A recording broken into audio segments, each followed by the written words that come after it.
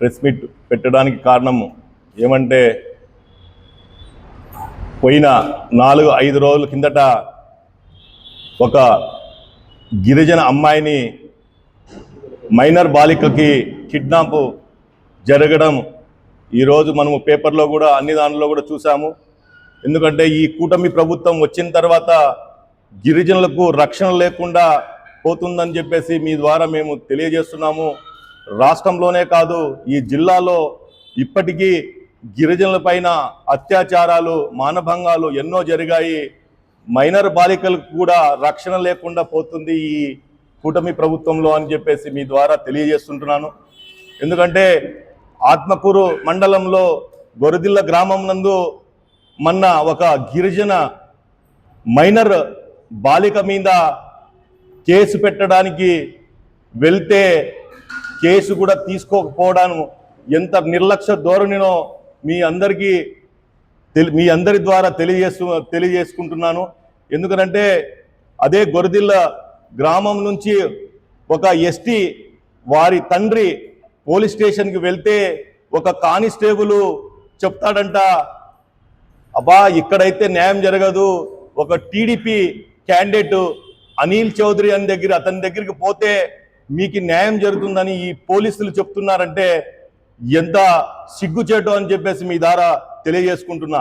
ఎందుకంటే ఈ కూటమి ప్రభుత్వం గిరిజనుల పట్ల ఎంత నిర్లక్ష్య ధోరణి చూపిస్తుందో తెలియజేసుకుంటాను. ఈ జిల్లాలో ఇదే ట్రైబల్స్కి చెందిన TDP candidate ST commission member Venkatappa అని కూడా అతనికి కూడా ఉన్నాడు, ఇదే జిల్లాకు సంబంధించిన అతనికి కూడా మేము తెలియజేసుకుంటున్నాము. అయ్యా గిరిజనుల పైన మానభంగాలు, అత్యాచారాలు అన్నీ జరుగుతున్నాయి.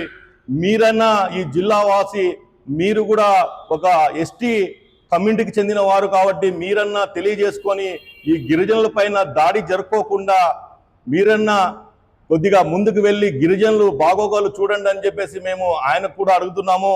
ఇదే పోలీస్ డిపార్ట్మెంట్ కూడా ఎందుకు అడుగుతున్నామంటే ఈరోజు మీరే ఒకరిని కాపాడాల్సిన వారు మీరే, ఇవాళ మీరు ఒక టీడీపీ వాళ్ళ దగ్గరికి పోయి పంచాయతీ చేయమని చెప్పేసి చెప్పడం ఎంతవరకు సమంజసమో అని మీ ద్వారా తెలియజేసుకుంటున్నాను. ఇలాగే జరిగితే ఇలాగే ఎస్టీలను మీరు తక్కువ చూపు, చిన్న చూపు చూస్తే పెద్ద ఎత్తున ఆందోళన చేస్తాము. లేకపోతే మన ఎస్పీ ఆఫీస్ దగ్గర ధర్నాకు కూడా మేము కూర్చుంటామని చెప్పేసి మేము గిరిజనులంతా ఏకమై మా ఉనికిని మేము కాపాడుకుంటామని చెప్పేసి ఈరోజు మీ ద్వారా తెలియజేసుకుంటున్నాను. అలాగే రాబోయే కాలంలో ఇలాంటి పరిస్థితి జరిగితే వారికి న్యాయం జరుపుకోకుండా, ఎవరైతే అమ్మాయి మైనర్ బాలికకు న్యాయం జరుపుకోకుండా వాళ్ళ తల్లిదండ్రులకు న్యాయం జరుపుకోకుండా ఉంటే పెద్ద ఎత్తున ఆందోళన కూడా దిగడానికి మేము సిద్ధంగా ఉన్నామని చెప్పేసి మీ ద్వారా తెలియజేసుకుంటున్నాను. అలాగే పోలీస్ అధికారులు అయితే ఎవరైతే ఒక కానిస్టేబుల్ హరి అని అతనున్నారో అతను ఎలా చెప్తాడని చెప్పేసి ఈరోజు పేపర్లో కూడా మేము చదవడం జరిగింది.